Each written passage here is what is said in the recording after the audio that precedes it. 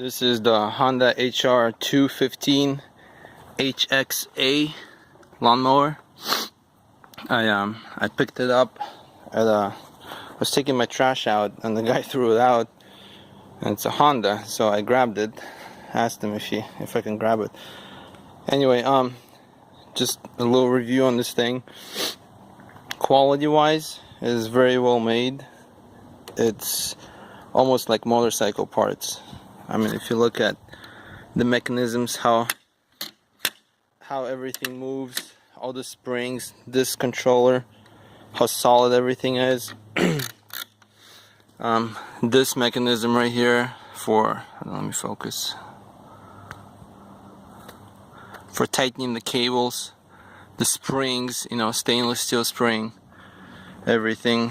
This lawnmower has a drive shaft instead of a belt going to the transmission. It has a hydrostatic transmission, and basically what it means is you can select your speed here,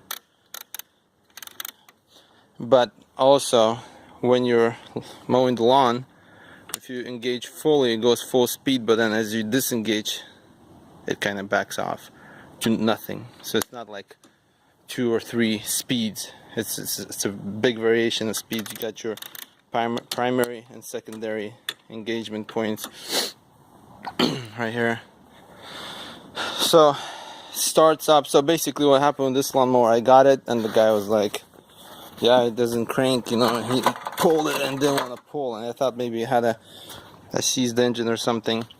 So when I took it, it didn't want to pull. Flip it. When you flip these lawnmowers over, flip it with this guy facing up so the fuel tends not to leak out.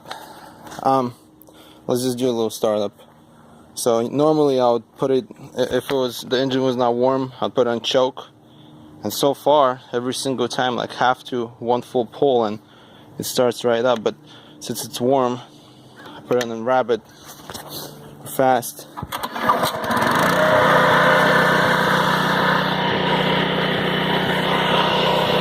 If I want to engage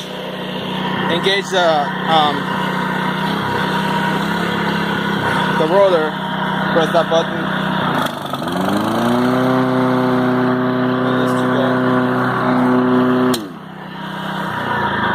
And turn it off. So anyway, what happened with this lawnmower is I flipped it upside down. This was my procedure to troubleshoot it. I flipped it upside down. This whole thing was just rusted out. I had to use a sledgehammer to beat that blade to get it to move. Once I got it to move, I tried to start it. It didn't want to start. I checked I took the spark plug out, and it was fully wet. So the engine was flooding, so I thought maybe it has no compression, but it was cranking. I mean, you were able to spin it, so the piston is moving up and down. Checked the took the spark plug out, connected this guy to the spark plug, checked that their spark is firing, so that's good. Took out the air filter to get it to suck in more air. Still didn't want to start. So basically I took this spark plug out and then dried it with a little bit with a heat gun to let it evaporate faster, because it was flooded at that point. And I took some rubbing alcohol in a spray can bottle, like a 50-50 mix, and just a little bit sprayed it up. And I sprayed a little in there as I tried to spin this guy. It picked up and then died out. Tried it again, picked up, kept on running. And after that, it's like brand spanking new, no issues. So what I think probably maybe made people stop using this lawnmower, I think it sat outside for a little bit since it got rusty, is that after I used it for about 15 minutes, the clutch, basically the lawnmower almost died when you engage the clutch. And the cable right here, this mechanism right here to adjust the cable, right now it's adjusted to the maximum. Let me see. Yeah, so this guy, see how much it's slid out here. if you were to go the other way, then it'll make this cable looser. So the looser the cable, the less it engages the clutch. So it doesn't fully engage the clutch. I guess the cable maybe stretches over time a little bit. So right now it's a maximum. And once I adjusted it to the maximum, I probably moved it like 3/8 of an inch, or maybe 1/4 of an inch. The clutch engage, or you basically, when you press this lever, or this, when you engage the clutch, and actually you don't engage the clutch, you disengage the clutch, I guess. Let me think about it. Now you might engage the clutch to make the blade run, that's right. When you engage the clutch, it has to be fully engaged. So you can do a test. You can flip it on its side and try to spin it with your hand and see if it spins freely, you know. But if you feel resistance, that means that it's still slightly disengaged, or slightly unengaged, I guess. Another symptom is that it was smoking really bad as well, so you burn your clutch out. Okay, so the build quality of this lawnmower is really good. Like I mentioned before, it has the aluminum alloy decking, and when you engage it, it sounds like a power vacuum, you know, just like it just sucks all the grass in. So that tends to allow you to, especially if the grass is not wet, allow you to pack this bad boy full. The bag opens up like this, so it's very nice. So this is almost to, I would guess, commercial standard. Probably not quite there, but 80% there. Definitely way above your regular lawnmower. Even the high-end lawnmower, like my dad just bought a nice Toro one, and compared to this one, it's just, yeah, you know, so much plastic everywhere. What this guy did is when he threw it from his, he actually threw this from his truck bed, and he had a lifted truck, and I guess it fell on the wheel, and the wheel cracked. So I got ordered to replace the wheel. Another thing about these lawnmowers, I looked and I was like, man, it's like, can you mulch with this guy, you know? And mulching, for those who don't know, is not using a bag. Before I move on to that, so basically, another thing that I did was, this oil is really dirty, and you have your oil port here to put oil into the engine, and you have your drain plug right here, and there's two drain holes, one in the back and one right behind the muffler. So basically, when you take this guy off, you know, you have a pan underneath, the oil will leak out, and you tilt it forward and all the oil will leak out, and those really black oil. So, and you can use Psi 30 or 10W30 for this lawnmower, and it's 0.63 quarts is the full volume for when it's brand new. Anyway, I drained the oil, put new oil in, let it run for a minute and a half, stopped it, drained it again, pitch black, put new oil in, ran it, got a little lighter, stopped it. So I did that about 5 times until it started coming out clear, and then I stopped. Another trick is when you're replacing the oil on this guy, the oil is right here. You have that little rib portion. It has to be wet, I assume. But a lot of the time, you would put oil in and you would dip it, and it'll be full. And then if you run the lawnmower for a little bit and turn it off, you see that it's empty. So you don't want to do that. So you wanna. What I did was put oil in, started it, stopped it, measured it, and did it a couple of times until I got a good measurement after I turned it off. So that means that the oil has probably moved somewhere in the engine, or into the engine bay somewhere, or compartments, who knows.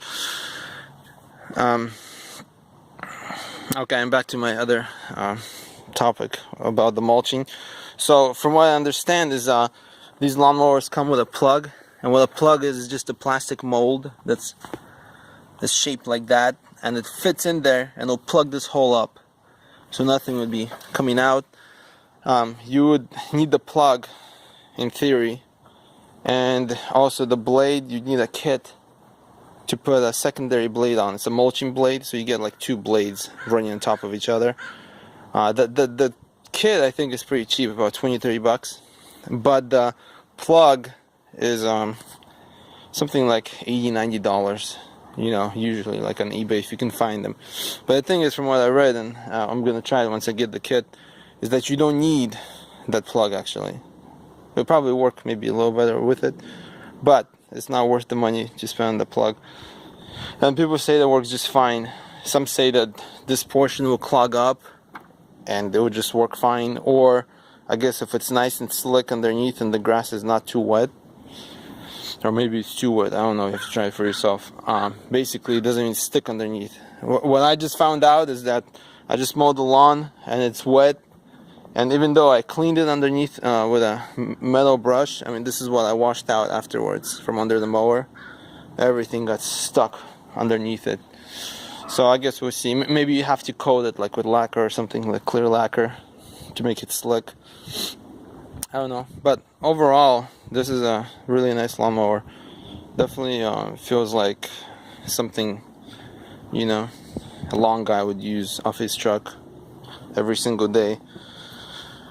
And this has the overhead valve.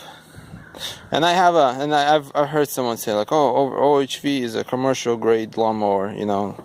So I was watching a YouTube video about this lawnmower, and I don't know how true that is, because I have a Yard Machines, I believe. It's kind of a basic lawnmower, and it has a Briggs & Stratton motor on it, and it's a OHV. But after using this lawnmower, that lawnmower seems like a child's toy, you know. Another thing is, I only had about 40 hours of runtime on that mower, and I started to get, and it's a big engine, but it bogs down like if you hit the grass, and it kind of tries to wants to die and all that jazz. So I don't know, OHV, I don't think, you know, overhead cam or overhead valve, if it makes a big difference, probably does, but this mower definitely is powerful enough where I don't feel like it's weak. Like my dad bought the Toro, the one that has the handle the one that folds upright, so you don't need a lot of room for it, but something like $300 something, so it was pretty high end. And that thing, you know, it just feels weak, you know, like especially once you engage. It's a front wheel drive, not this one, the other one. This is a rear wheel drive. You try to mow the lawn and you're not even mowing like a really high lawn, and once you engage the drive, it's like it gets weak, and it doesn't want to really cut as well. So I don't know, this one, I mean, you put it in full speed, I think it's up to 4 miles an hour go, like, you know, you want to attach a seat to this guy and ride that bad boy. It goes, you know. So anyway, that's the review. And another thing is, if you ever run across this lawnmower, and you might want to buy it, but this guy right here, see how it's made out of aluminum alloy, and these notches, one of the notches broke, so you can't get that selector, and I think that's the only one that broke on here. Everything, all the other ones are good. Basically what I will do here, you know, this is not like a, you know, even if 2 notches are broken, which seems like a big deal, which it is, I guess, but what I'm gonna do, since it has a lot of meat on there, I'm gonna take a tap, you know, take like an 832 stainless steel screw, and take a tap and drill it out, and then tap it out, and then put stainless steel screws right here in the, well, for this one, just one right here, so it'll catch. And stainless steel, you know, it's not gonna rust out or anything, and you shouldn't have any problems with it. So yeah, that's pretty much it. Hope you liked the review. I think I covered everything. This lawnmower, I put regular gas in there. I actually mowed the lawn right now, and it didn't have a lot of gas left in there, and I mowed quite a bit, so I would say it doesn't really overconsume gas at this point, from what I can tell. And it's just regular gas, unleaded 87 with ethanol in it. Alright guys, I will see you later.